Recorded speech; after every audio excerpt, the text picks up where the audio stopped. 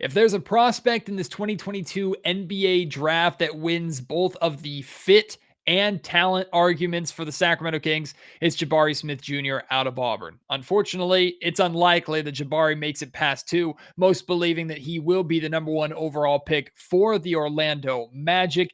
And even if it's a pipe dream that the Kings end up having him, we can still learn more about him, as I'm going to be joined by Justin Hokanson. He covers Auburn basketball, covers Auburn sports. He's going to tell us a lot about Jabari's NBA readiness, what he's capable of doing from day one at the NBA level, and some things about his game that people don't necessarily talk too much about and may surprise some people. It's all on today's episode of the Locked On Kings podcast. You are Locked On Kings, your daily Sacramento Kings podcast, part of the Locked On Podcast Network, your team every day. And now, ladies and gentlemen, it is that time for another episode of Locked On Kings. Hello and welcome into Locked On Kings, your podcast hub for Sacramento Kings coverage all regular season and all off season. If you're looking for in-depth analysis, game-by-game breakdowns, highlights, interviews with local and national experts, full coverage of your Sacramento Kings from January through December, this is the place for you, part of the Locked On Podcast Network. And today's episode is brought to you by Rock Auto. Amazing selection, reliably low prices, all the parts your car will ever need. Visit rockauto.com and let them know Locked On sent you. My name is Matt George. I have the privilege of being your host here. Looking forward to covering my 9th season of Kings basketball. This is year 5 for me hosting Locked On Kings, and I currently work for ABC 10 News in Sacramento. And Jabari Smith Jr. is a guy that I've had my eye on for a while. Very blatantly, I do not pay much attention to college basketball until we get to the NCAA tournament. But I've had conversations, friends who do pay attention to college basketball, analysts who do pay attention to college basketball, saying, man, keep an eye on this Jabari Smith Jr. kid. He's young. He's exciting.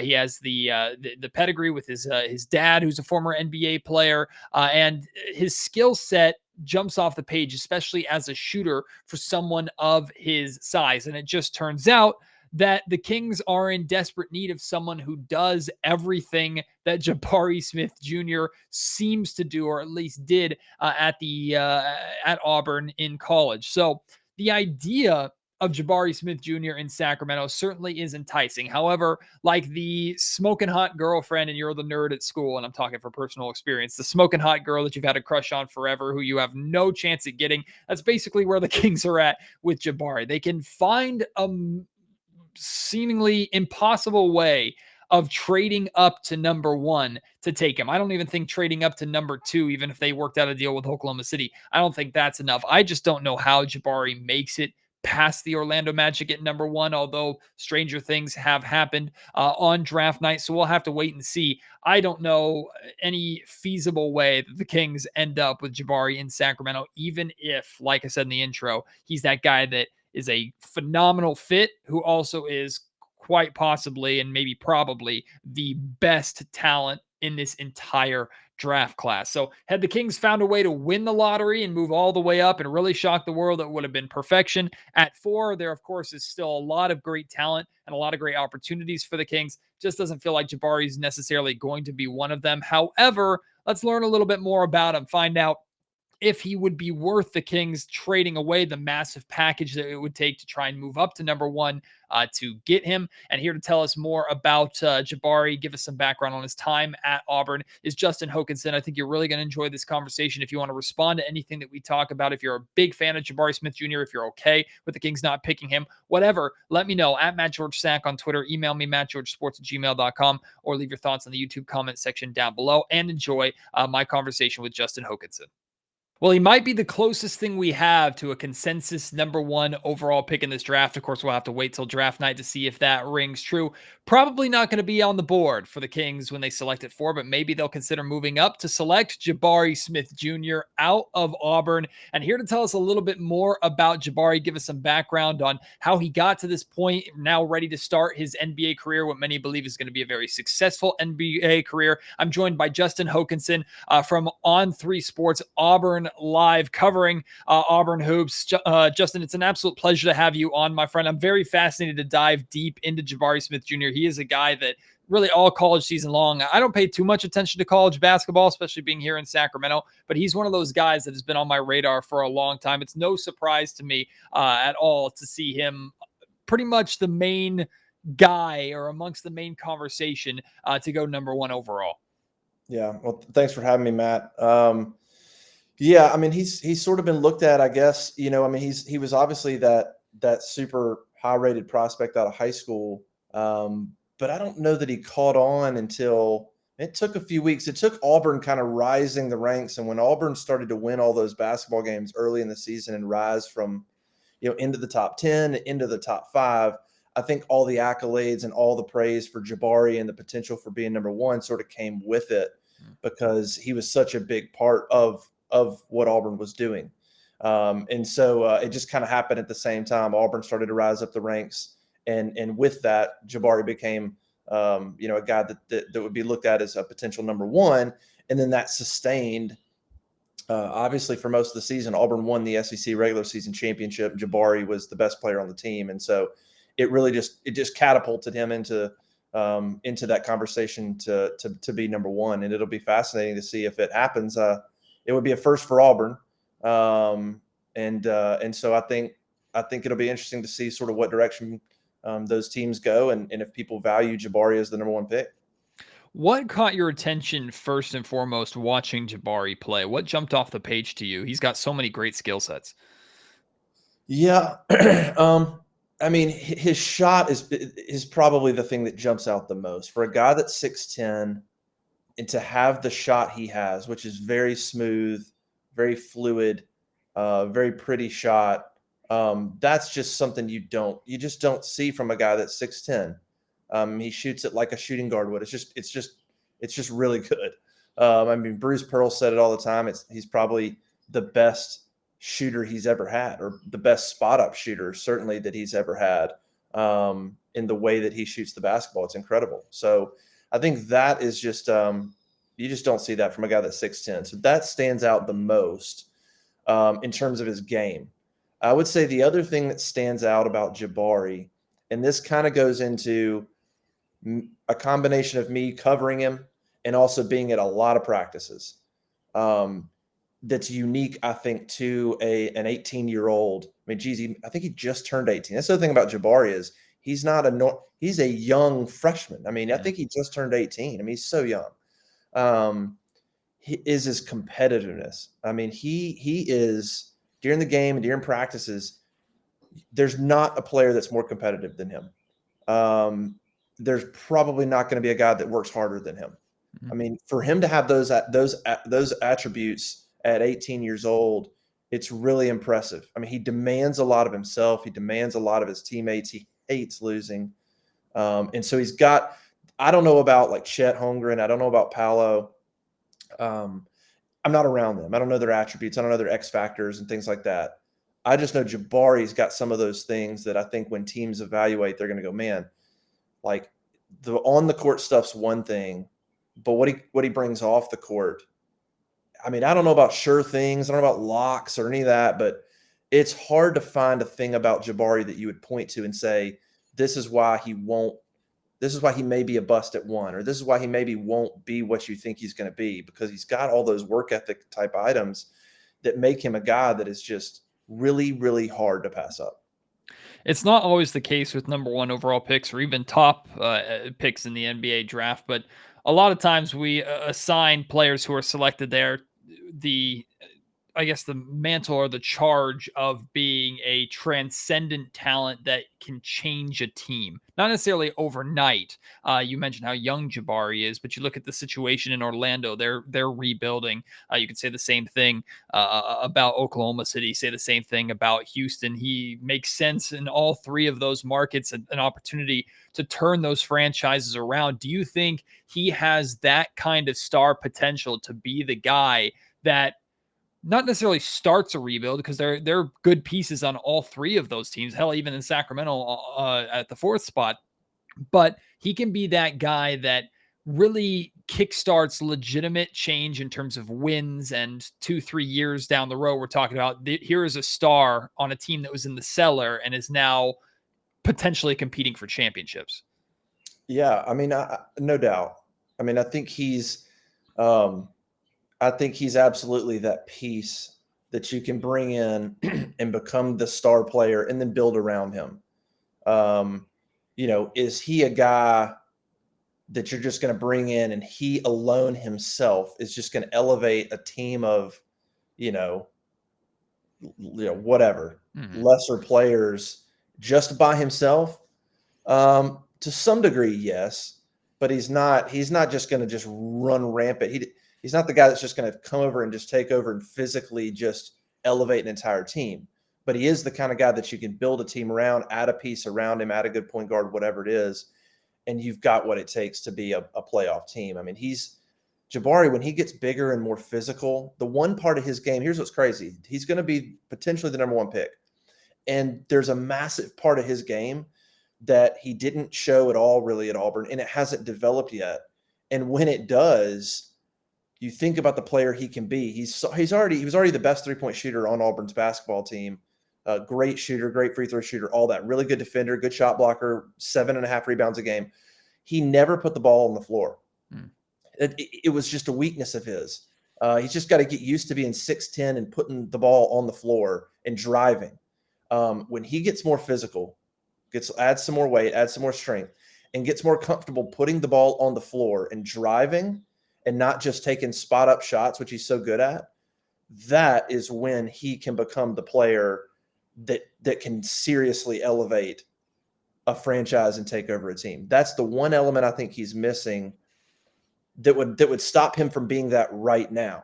But if he develops that over a year or two to where he puts the ball on the court and takes it to the rack and is physical with the ball and doesn't get it stolen and things like that, when that comes along, then yes, he's that guy that becomes, how do you stop him? He's 6'10", he can drive, he can shoot over you, he can shoot the three. I don't know how you defend him at that point.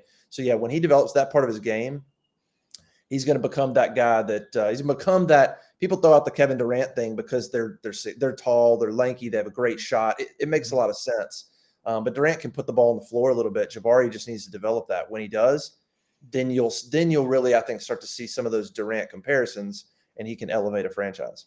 Today's episode of the Locked On Kings podcast is brought to you by Prize Picks, the number one daily fantasy way to play NBA fantasy, and it's easy for you. You pick 2 to 5 players, an over-under on their projections. You can win up to 10 times on any entry, and it's just you versus the projected numbers. You're not taking on any sharks, any professional gamblers out there. You versus the house. Entries can be made in 60 seconds or less. It's that easy. Prize Picks is safe. They offer fast withdrawals. You can use their award-winning app on both the App Store and Google Play. And again, the way it works, they offer so many different props that you could think of, from like points to rebounds to steals. Let's say Steph Curry in game 1 of the finals, his over-under on points is 29.5. You take over. If he gets over, you win money. And Prize Picks doesn't just offer NBA. They have options for college basketball, college football, NFL, MLB, soccer, MMA, and so much more. For a limited time, Locked On Kings listeners can play right now at Prize Picks, and we have an amazing offer for you. If you use promo code NBA, you'll get $50 for free if a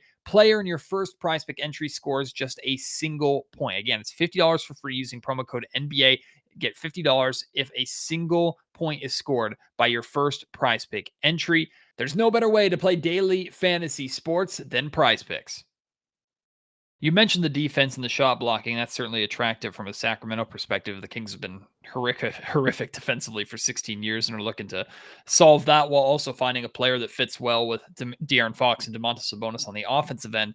But defensively, what do you think Jabari's ceiling is at the NBA level? Are we talking a potential all NBA defender? Does he have the skill set to be that good? Is he capable of defending like through the 3 through the 5? Where do you think he is as a NBA level defender?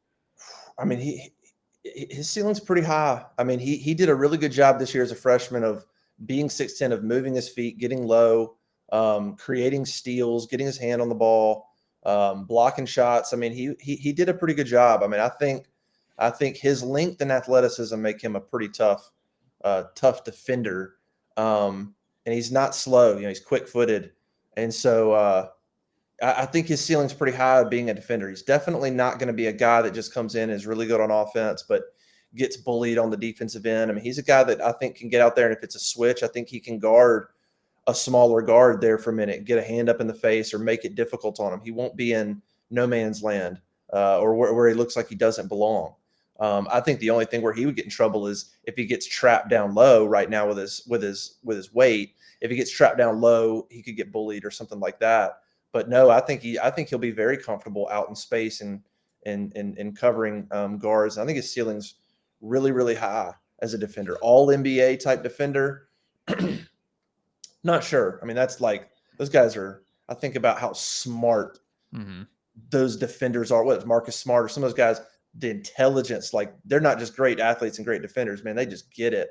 And so that's like one of those things you don't quite know how it'll pan out with somebody like Jabari, but the athletic ability is there. He's got such long arms. His length is incredible. So I think he'll be a really good shot blocker in the NBA as well, whether it's his guy or coming off and helping out. I think that's going to maybe surprise some people a little bit. Walker Kessler kind of obviously got all the accolades for blocking shots, but Jabari had a good season blocking shots as well. And so that might be something that he brings to the table. His length is going to make it really tough to get shots over him if he's guarding guys more out in space. I want to go back to one of the things you said there, talking about how smart and all NBA level defenders are. Did you get a sense of the reputation that Jabari had? You said he's an incredibly hard worker, but what about like on the basketball IQ side of things, the work that he put in studying film? Did he have that kind of reputation at Auburn as well?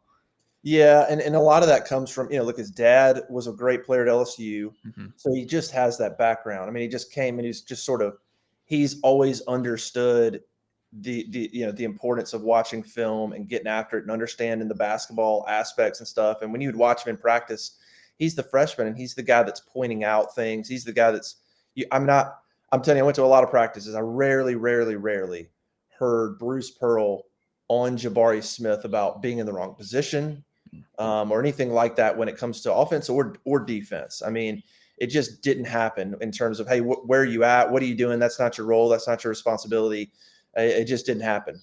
He was a very well prepared kid, and he understands how important it is not just to work hard, on the basketball court, but to get in there in the film room and get the game and understand the game. And so, yeah, I think that's just something that's going to come with him. His dad's sort of been in his ear his whole life and brings that professional basketball aspect and IQ to him. So, yeah, no worries in terms of Jabari's intelligence becoming a really smart basketball player on both ends of the floor. I mean, a perfect example is, and I know we were talking about defense, but a perfect example is he's out there as a freshman this year, and when teams when smaller guards would get up on him, I can't tell you how many times he used the rip move, ripped underneath their arms, and got a foul call. You just don't see that in college. You definitely don't see that from a freshman, but he got that many times. That's a call that's something you see in the NBA. Just a smart, hey, you're too close to me, and he would just rip up, get their arms, act like he's taking a shot, and the foul call. And I think that's a good example, I think, of smart things that he understands and gets and is willing to do in the right situation during the game. That's a CP3, Chris Paul veteran move that you see him get a lot of rookies. I know they caught Davion Mitchell doing that a couple of times this season with that rip through move. That's good to hear. You mentioned his Jabari's needing to work on the ability to create his own shot, putting the ball on the floor. That seems like the biggest thing that he needs to work on the offensive end.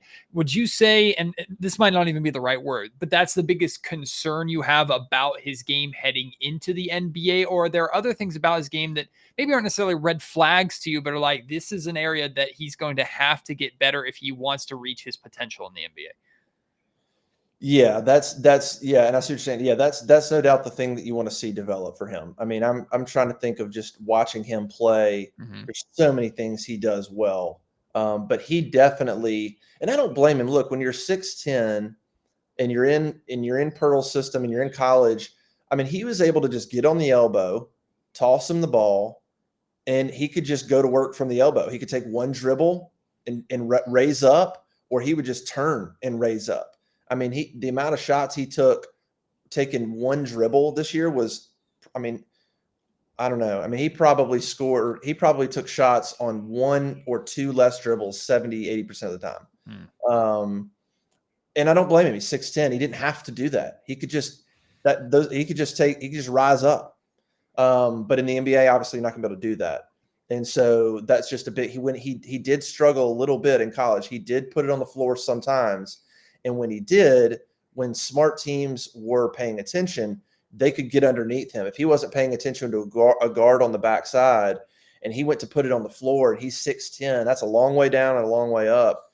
And there were some times where a guard would come in and steal it, or he would take a dribble and they'd come trap him. So he's just got to work on paying attention to where the defenders are when he starts to dribble, and just being aggressive when he does and driving to the basket. So that's something I have no doubt NBA teams are going to fix and get and work on him with. So I wouldn't say it's a concern. I would just say it's something that needs to be developed, and I have zero doubt that it'll be developed. But past that, I mean, the only other thing you want to see him do is just get stronger. I mean, he's already built really well. I mean, if you look at him, he's lean, yeah, but he's built well. He's going to add muscle and look great. He won't be it's funny how Kevin Durant looks the same way 10 years. Like, Jabari's going to be a strong dude here in a couple of years. He's so young and underdeveloped physically. Like, think about when he gets 19, 20, 21, 22 years old, man. He's going to take off in that realm. So that'll just be sort of the next step with him, I think, is just getting really strong and being somebody that if you do get caught down on the post or whatever, that you're not back down, you're not bullied or anything like that, and then he becomes a problem. So, yeah, I would say those are kind of two areas that just once he develops over the next couple of years, his stock's just going to go through the roof if it's not already.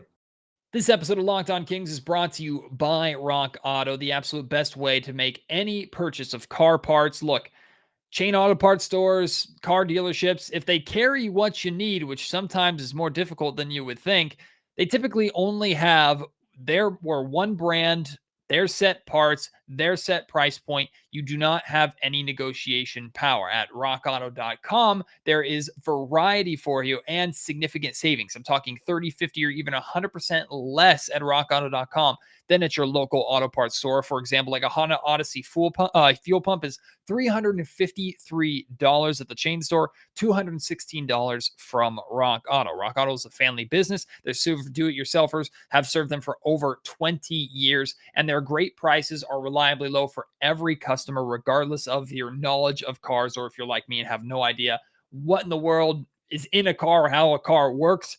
You can still cash in on their savings at rockauto.com. Go explore their easy-to-use website today. Find the solution to your auto parts needs. Go to rockauto.com. See all the parts available for your car or truck. Right, Locked On in their How Did You Hear About Us box so they know that we sent you. Amazing selection, reliably low prices, all the parts your car will ever need. rockauto.com. It's easy to imagine how good of an immediate fit Jabari can be as a stretch four in the NBA, and that's certainly a massive hole that the Sacramento Kings have.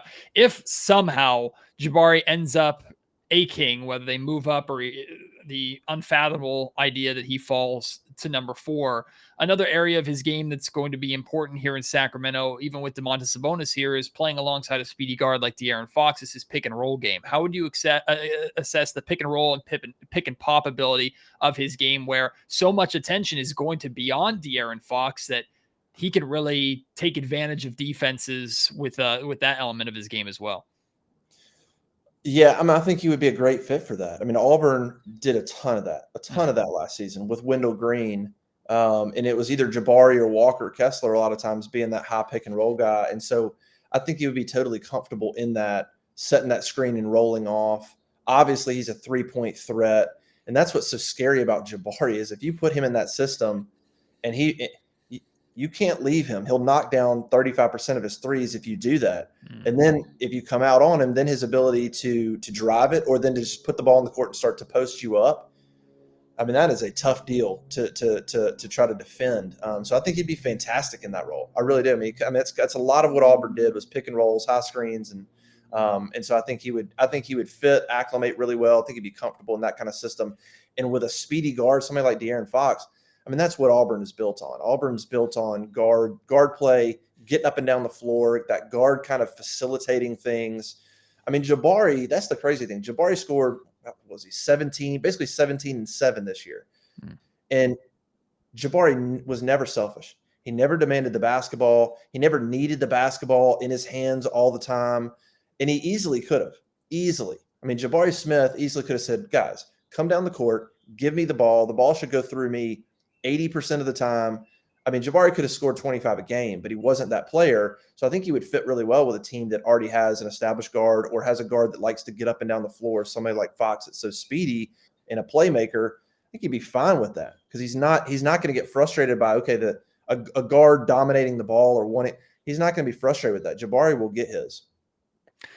Any rookie, especially one as young as Jabari, they deserve the time to acclimate themselves to the NBA, get used to the NBA. Usually that first season, the length of the first season, the travel and everything takes some coping for everybody as they get into the league. But the Sacramento Kings are in a position where there's reportedly a playoff mandate in place. They've been out of the playoffs for 16 straight years. They have Fox and Sabonis here. Their window is right now, or at least they believe that's what their window is. So they're trying to find whether through trading this pick or drafting a player, someone who can be an immediate impact, not necessarily a day one starter, although there are players in this draft like Jabari or like a Keegan Murray that I think could be a day one starter here in Sacramento. But in your mind, how capable is Jabari of being an immediate impact player that makes immediate winning plays and affects winning? Even if he's not the guy, he's someone who you can plug in and you know that he will contribute to winning basketball from the get-go.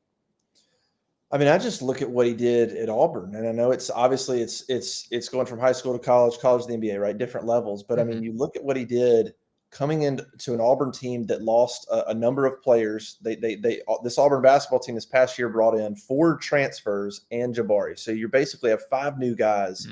4 of them started, a bunch of newcomers. He comes in though and is immediately the hardest worker. It is immediately a team leader. I mean, you go to practice very early on and you're pointing out who you think the team leaders are, who's setting the example. You're pointing at Jabari Smith already, and they're not even, the season hadn't even started. I just think he has those attributes to bring that to the table.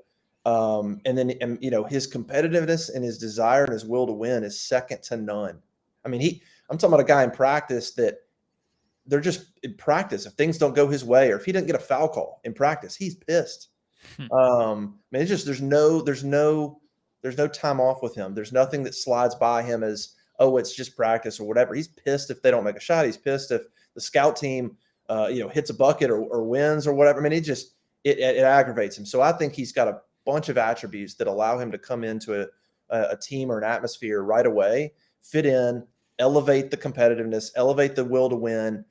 He's a fiery dude. I mean, there were some games last year. You look back at when they went to the Bahamas and played Syracuse, where he got teed up for drawing at the Syracuse bench.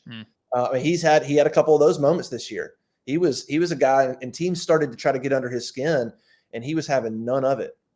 I mean, he was one of the more talkative dudes. I mean, he would hit shots and he would let you hear about it. I mean, he would draw a little bit. And so he's just got that fire and that competitiveness that you cannot teach. So I think those attributes, along with his talent, would make him a guy that would come in quickly into a program and into a franchise and elevate it. The only thing would be developing his game, but he's got everything to come in, and you're going to be like, those teammates are going to say, this dude's for real. This dude wants to win. This guy, like, he's going to get out there, and it don't matter, NBA vet, whatever. You're going to see something from him. He's not going to be scared to show his emotions or anything like that. So I like what he brings to the table and what he can bring to a team in terms of sort of, elevating their focus and their competitive level to try to make the playoffs or whatever it might be. I'm not trying to put words in your mouth, but it sounds like essentially what you're saying is there's not going to be any fear from Jabari taking a step to the NBA level. That correct? No, exactly. No, there will be no fear from him. No. That's good to hear. The last thing I got for you, Justin, when we're talking about guys that are likely going number 1 or at the top of the draft, we seem to know everything about them, or we think we know everything about them. We hear so much. There's just so many breakdowns of their game, who they are as a person. Is there anything that you think about Jabari that will surprise people, or parts of his game, parts of his person that haven't been discussed enough or aren't brought up that you got the perspective of seeing covering him on a daily basis at Auburn? Yeah, I would go back to something I kind of mentioned earlier, and that is just his unselfishness as a basketball player, as somebody that's as good as him, that has the trajectory as him, that had the plan. He knew he was coming in and one and done. I mean, he knew that, and yet his unselfishness on this Auburn basketball team was pretty remarkable to see. I mean, the way Bruce Pearl, he kind of lets his guys. It's a pretty free flowing system. And that's good, kind of works for everybody. But Jabari easily could have said, hey, look, I need the ball more in more situations, late game situations. I mean, Auburn lost a few games late because Jabari didn't touch the ball.